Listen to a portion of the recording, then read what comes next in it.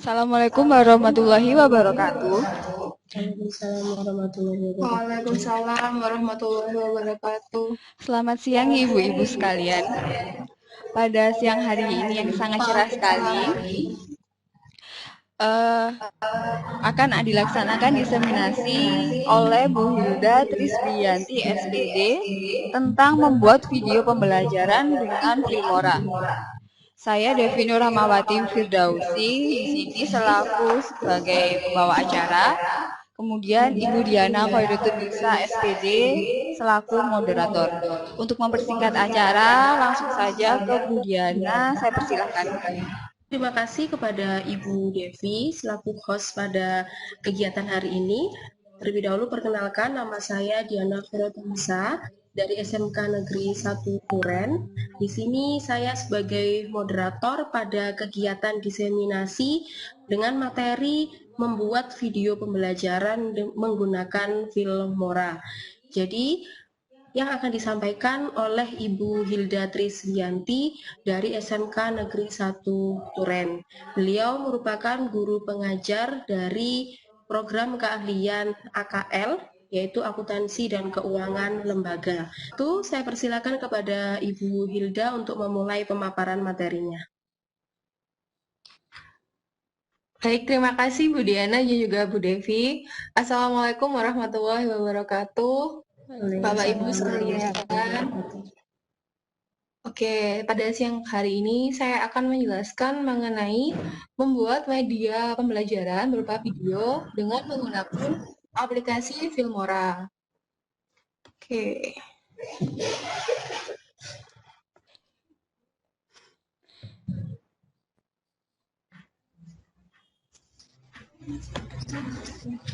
Apa sudah kelihatan Bapak Ibu? Konten yang saya share. Sudah. Oke, jadi di sini Filmora itu mungkin Bapak Ibu sekalian sudah tahu ya, adalah salah satu video editing yang ada. Oke, jadi kenapa di sini saya menggunakan Filmora? Karena yang pertama, Filmora itu termasuk aplikasi edit video yang paling gampang untuk digunakan untuk orang yang benar-benar belum mengetahui mengenai video editing. Jadi dia sangat cocok untuk digunakan oleh seorang pemula. Selain itu di Filmora tools-nya juga sangat mudah dan gampang untuk digunakan. Jadi tidak perlu coding atau apa gitu. Jadi gampang. Di sini saya menggunakan Filmora yang versi 9.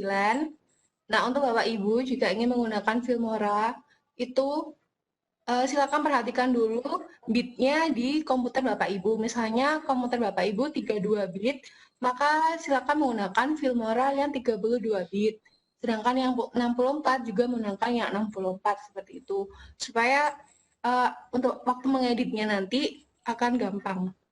Jadi sesuai dengan bitnya yang di komputer Bapak Ibu sekalian. Oke, untuk di Filmora sendiri itu hampir semua bisa digunakan. Jadi misalnya mau memotong video, menggabungkan video, audio, gambar pun bisa digunakan di dalam Filmora. Untuk di Filmora sendiri, hampir semua format video bisa digunakan. Contohnya MP4, AVI, dan MFW. Itu semuanya bisa digunakan di Filmora ini. Bahkan di Filmora juga bisa untuk merecord dari webcam dan juga layar Bapak Ibu. Oke, saya beri contoh dulu ya. Di sini sudah ada sebuah video yang saya sedang edit. Jadi ya kalau misalnya Bapak Ibu ingin memulai mengedit bisa langsung di sini. Nah, di open ini kalau sudah punya atau mengedit sebelumnya, sedangkan kalau new project berarti memulai yang baru, seperti itu. Kalau untuk menambahkan video atau audio itu tinggal mengedrag saja dari file Bapak Ibu. Misalnya ini saya mau menambahkan gambar, jadi tinggal di drag, langsung ditambahkan.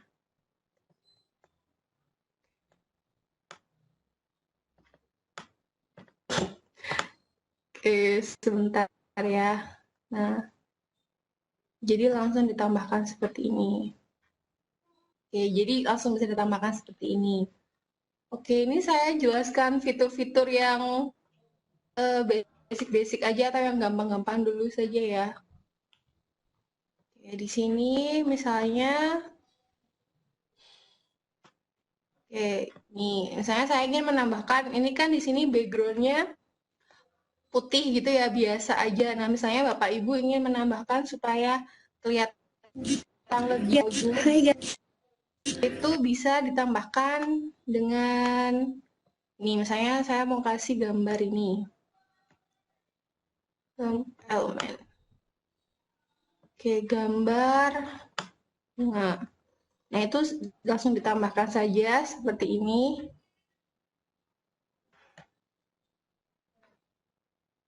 Ini kalau misalnya ingin menambahkan gambar ya. Kalau ingin, di sini juga bisa menambahkan tulisan. Jadi kita pilih yang titles, ini ada banyak macamnya. Ada openers, ini biasanya kalau kita ingin membuat judul di awal video, ini bisa digunakan. Atau titles, ini kalau misalnya kita ingin menambahkan tulisan. Saya kasih contoh. Misalnya di sini. Ini kita tambahkan.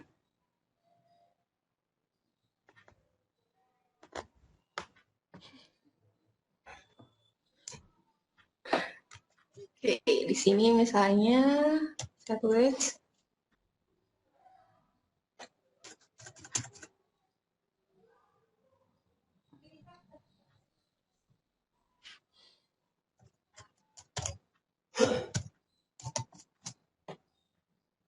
bisa langsung ada tulisannya.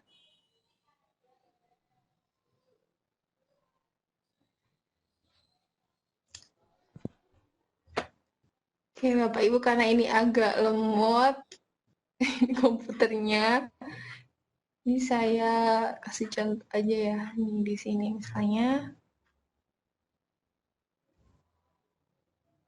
Nah, di sini sudah ada titel.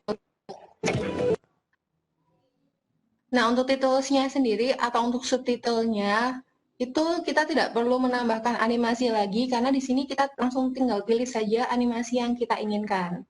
Gitu. Oke, selain bisa untuk menambahkan tulisan, di sini juga bisa untuk transition. Jadi misalnya kita punya banyak section di video kita, nah kita bisa menggunakan transisi ini untuk mempermanis video kita. Tuh, ini untuk transisi dan juga untuk efek. Jadi kalau efek ini lebih untuk memperindah ya, misalnya di sini saya ada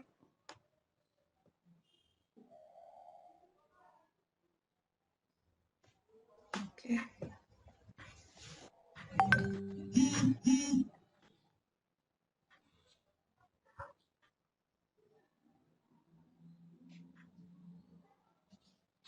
Kita beri efek dulu.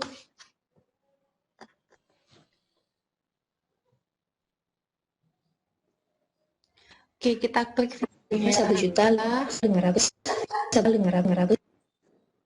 Oke, misalnya di sini kita mau memberikan efek pencahayaan. Jadi kalau misalnya kita video, terus kita pakai kamera handphone dan cahaya yang tidak memadai, itu bisa menggunakan si efek ini terlihat terang. Gitu.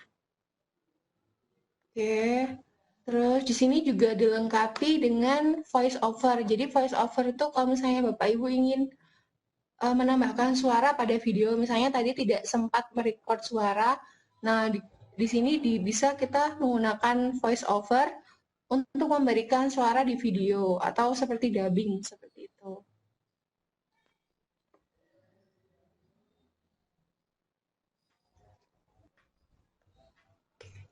Lalu untuk biasanya kalau di video itu bisa kita menambahkan lagu. Nah, untuk lagu ini kalau misalnya tujuannya Bapak Ibu ingin mengupload video ke YouTube, itu biasanya kalau kita pakai lagu yang populer itu kan biasanya kena copyright. Nah, supaya tidak kena copyright itu bisa menggunakan free copyright musik yang sekarang banyak di YouTube juga ada disediakan supaya nanti waktu kita mengupload itu kita tidak kena copyright seperti itu. Jadi cari dengan kata kunci free copyright musik. Atau untuk gambar juga bisa untuk free copyright image seperti itu. Oke, misalnya di sini kalau kita ekspor nih bisa kita dinamanya itu kita menamai video kita. Nah, ini kalau save to tuh penyimpanannya di mana. Terus resolusinya juga bisa kita pilih sendiri sesuai dengan kebutuhan. Kita misalnya pingin resolusi yang HD, ya sudah kita pilih resolusi yang besar. Juga bisa untuk resolusi yang kecil seperti itu. Oke, lalu kita tunggu ekspornya. Baik, saya kembalikan ke Ibu moderatornya, silahkan. Baik, terima kasih kepada Ibu Hilda yang sudah menyampaikan materinya dengan sangat jelas. Tapi mungkin di sini saya akan membuka sesi tanya jawab terlebih dahulu. Mungkin ada Bapak, Ibu yang ingin bertanya. Silakan bisa mengangkat tangan.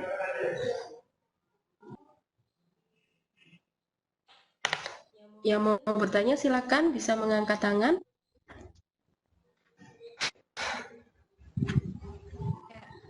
Saya ingin bertanya Ya, silakan. mengenai copyright tadi. Nah, itu kalau di videonya mekanisme peletakannya gimana? Kalau misalkan kamu naruh copyright di YouTube, jadi nanti video kita aman dari